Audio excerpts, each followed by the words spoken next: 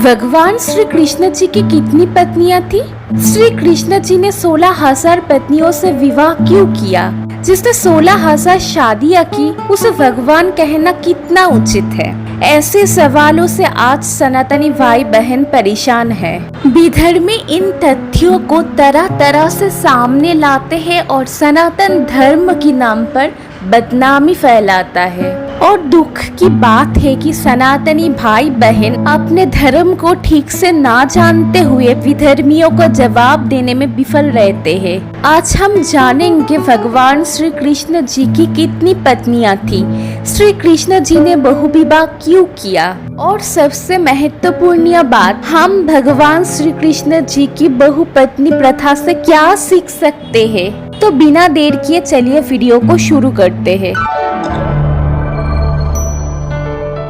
श्री कृष्ण जी कोई साधारण मनुष्य नहीं थे, वे परम भगवान थे। तो इस बारे में कोई संदेह नहीं है कि उसके हर एक काम के पीछे कोई कारण जरूर होगा, क्योंकि श्री कृष्ण जी ने 16,000 शादियां की थी। इसलिए कई लोग बिना ठीक से जाने श्री कृष्ण जी के चरित्रों को गलत तरीके से पेश करते हैं।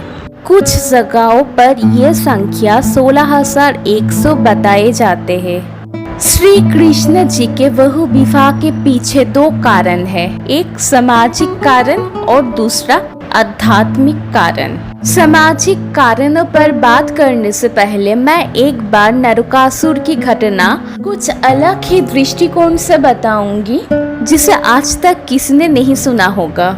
द्वापर युग में नरकासुर नाम का एक पराक्रमशाली राजा थे।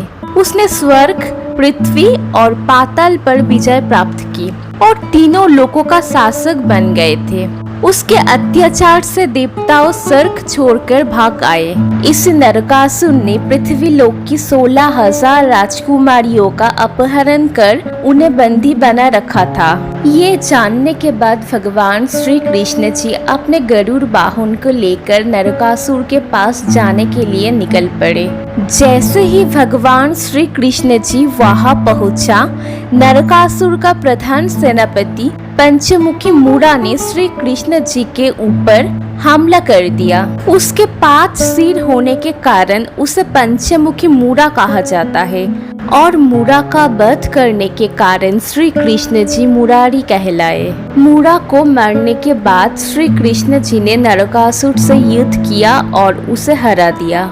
नरकासुर का वध करने के बाद भगवान श्री कृष्ण जी ने 16,000 बंदी राजकुमारियों को बचाया और उन्हें अपने अपने राज्यों में लौटने के लिए कहा। लेकिन राजकुमारियों ने कहा क्योंकि वो इतने समय तक नरकासुर के बंदिनी थे, इसलिए समाज उन्हें कभी स्वीकार नहीं करेगा।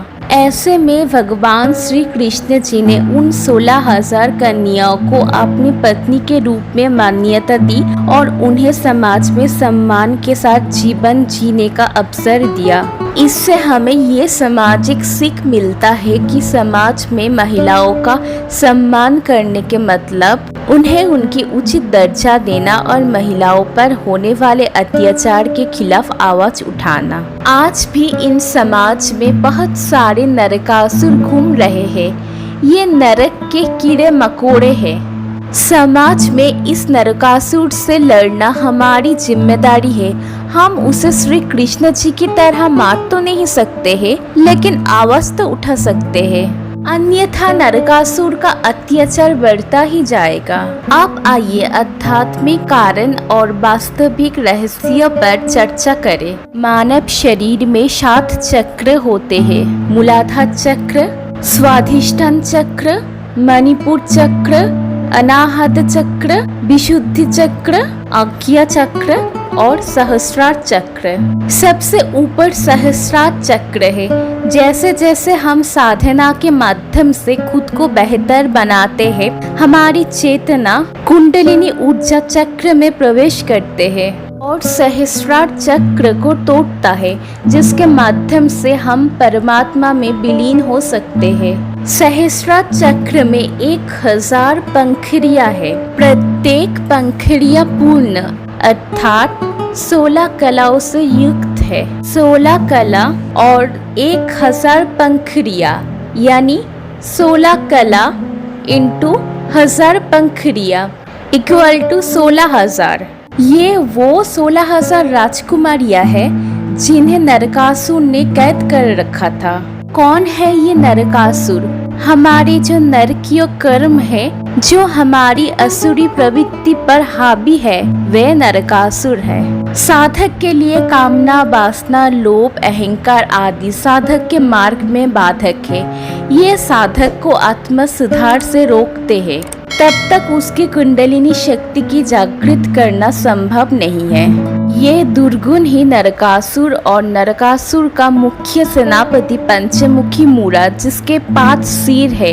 ये 5 सिर हमारे 5 इंद्रिय है। हम इन 5 इंद्रियों के वशीभूत होकर हर तरह के बुरे काम करते हैं। यदि हम पंचमुखी मूढ़ा अर्थात 5 ज्ञानेंद्रियों पर नियंत्रण कर सके, तभी हम नरकासुर यानी बुरे कर्मों को नष्ट कर पाएंगे। परिणाम स्वरूप हम 16,000 राजकुमारियों को मुक्त करा सकते हैं, अर्थात हम पूरी तरह से आध्यात्मिक होकर ईश्वर में लीन हो सकते हैं। इस घटना की व्याख्या भगवान श्री कृष्ण जी के 16,000 विवाह से दिखाया गया है। यदि आप अंधेरे में बैठे तो सब कुछ काला ही दिखता है, और जब भी इस अंधकार में ज्ञान का प्रकाश उभरता है, तब अज्ञान रूपी अंधकार का नाश होता है। कृष्णा और उनकी महिमा अनंत है। उन्हें और उनकी लीला को जानने के लिए हृदय में भक्ति और ज्ञान का आवश्यकता होती है। जिन लोगों ने आज वीडियो को पूरा देखा है, मुझे उम्मीद है कि आप अगर श्री कृष्ण जी के नाम पर कोई भी उल्टा सीधा बात करे तो उन्हें उचित जवाब जरूर दीजिएगा।